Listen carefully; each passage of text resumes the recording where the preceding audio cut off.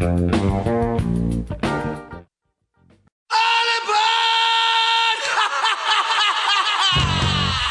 is the Ben Shapiro Show, AM 770 KTTH, KTTH.com, live from the Online Trading Academy studio. But folks, these tapes just keep coming out against Planned Parenthood over and over and over and over. Apparently, there are going to be about a dozen tapes when all is said and done. Planned Parenthood is trying to sue the organization that's releasing the tapes into submission, and a judge today ruled that they shouldn't release the tapes. I have a feeling that they're going to go ahead and release the tapes anyway. And these various groups are saying it's a two-party consent state in California, and you didn't get permission to tape. That is not going to be a particularly well-received lawsuit, I think, as such lawsuits move forward. But the new Planned Parenthood tape is just even more horrifying. In this particular tape, you are going to hear Rocky Mountain Vice President Dr. Savita Gandhi, this is from Colorado, actually, talking with a faux buyer. The buyer isn't real. The buyer is working for a pro-life group. And Savita Gandhi is going to be talking about various different body parts of a baby that's really just supposed to be a ball of goo, right? I mean, all we hear is that it's a ball of goo, except this ball of goo has kidneys and arms and legs. And this is disturbing stuff, so get ready. Was that crack? Was that just the little bits of the skull? Mm-hmm. That's the heart. I think so, right? Yeah. Here's the heart. Everyone can get in on it. My fingers will smush it if I try to... You're trying to pick it up. The heart is right there. The heart over there. So would you call that intact? These are intact kidneys, okay. yes. If somebody needed... Because if I looked at that, I'd be like, that's good to go. Oh, yeah. That's like 21. Yeah. 5 stars. There was like 3 or 4 samples we could have taken out of the 11.6, so that would be, if we were doing like, 50 to 75 per specimen, that would be like 200, 300, right? And we'd be comfortable with that. But like, so it's like stuff like this, like we don't want to be like just a flat fee of like 200 and then, it's like... No, and I think the per item thing works a little better just because we can see how much we can get out of it. So what do they want brain? What do they do with brain? Yeah, no, so brain, what you can do is with brain, they... People do stuff with eyeballs? Oh, yeah. Although eyeballs, they generally want more developed than this. And the cow, first there was brain in here. Blasted out? They got blasted out with the water. Well, a lot of times, especially with the second tries, we won't even put water because it's so big. You can just put your hand in there and pick out the parts. Right, and just pick it up. So I don't think they would be as war-torn. Yeah, war-torn. Oh dear. Well, here's some organs for you. They're all attached. There's the stomach. Oops, sorry. Here's both of you. Kidney. Heart. That's the stomach. The heart. Kidney and adrenal. I don't know what else is in there. Tiny. Arms. I don't see the legs. Did you see any legs? I didn't really look, but... Perverse, barbaric, would that be the proper description? When you hear them talking about all the various baby body parts in a pile of goo that doesn't exist. I was talking with a leftist friend of mine this morning, very nice guy, and he was saying that he was disturbed by the video, and I said, why?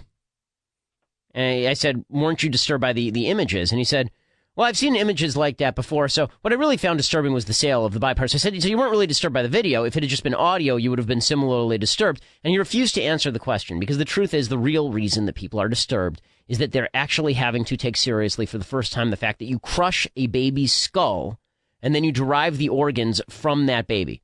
If you are the type of person who is more upset with profiteering from baby organs than you are with the crushing of the baby's skull. And by the way, they don't drug the baby when they do this. The baby feels every second of this. The baby feels itself being dismembered. It's the highest form of cruelty that you can possibly imagine, and it's being done literally hundreds of thousands of times across America every single year with your taxpayer dollars. This is the evil of abortion.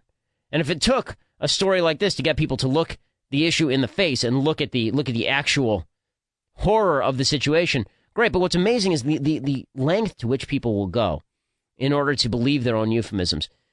The length that people will go in order to absolve themselves of all of this. Just to ignore it so that they feel better in the end. It's sick. It's pathetic. Dr. Gandhi, who's this doctor over at Planned Parenthood, she then talked about how all Planned Parenthoods need to be on the same page. I feel like if you're talking to other Planned Parenthoods, we sort of all have to be on the same page. Right. Almost to the point where we have to disclose to each other that we're all doing this. So if anyone gets Interesting. called out or runs with it, that we're all like, oh, I didn't know you were doing this. Oh, I'm doing this too. Oh, we have to be,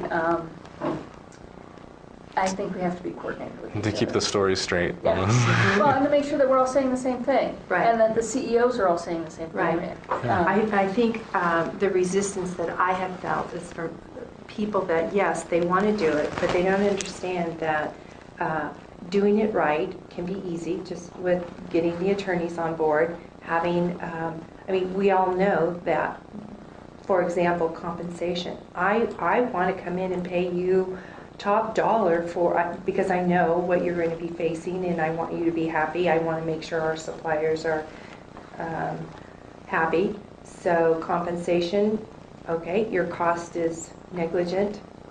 So it could look like we're paying you for specimens. So let's talk about it correctly. We all know that, yes, that's what we're doing. Processing and time. And Exactly. Yeah. So yes, I am paying you, but how we're talking about it out there in the public square. And somewhere in the video, in the middle of this video, you can hear one of the technicians in the background go, "It's a boy!"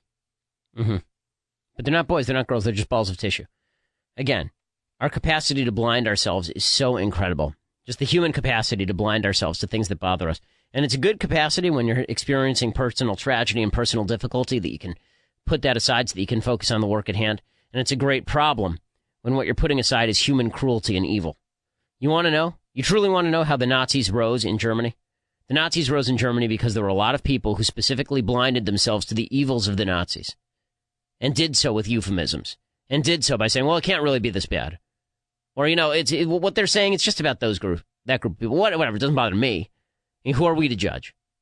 Non-judgmentalism is significantly more dangerous in many circumstances than being too judgmental.